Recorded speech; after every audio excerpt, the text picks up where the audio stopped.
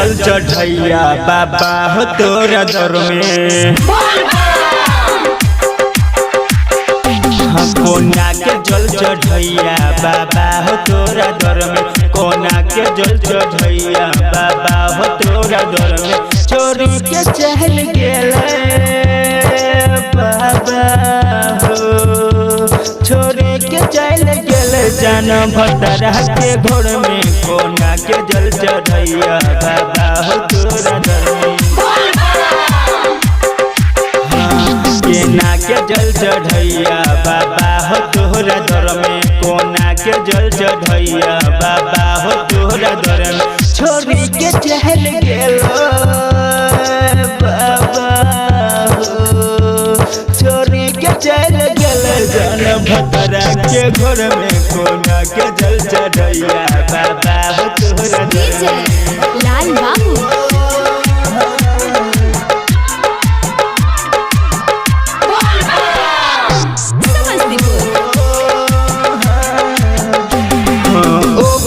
बिना न हमरा लागे बाबा मन हो बाबा कैलाश ओकरा बिना न लागे बाबा हमरा मन हो।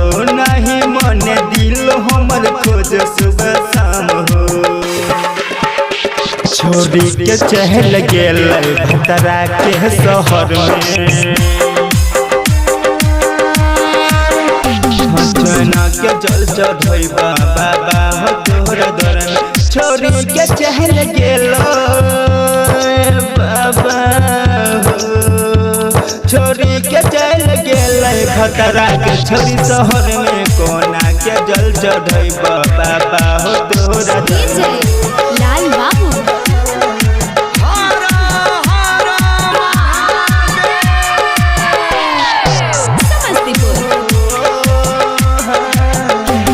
राइटर रामायण के कौन रे कसूर हो।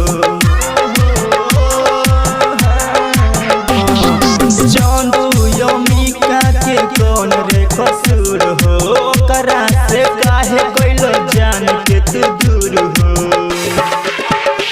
छोरी के चहल गेल जन अपना घर में।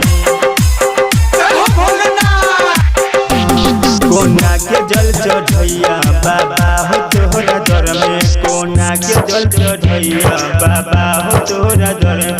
छोरी के चहल गेल हो, छोरी के चहल गेल जन भतरा के घर में। कोना के जल चढ़ैया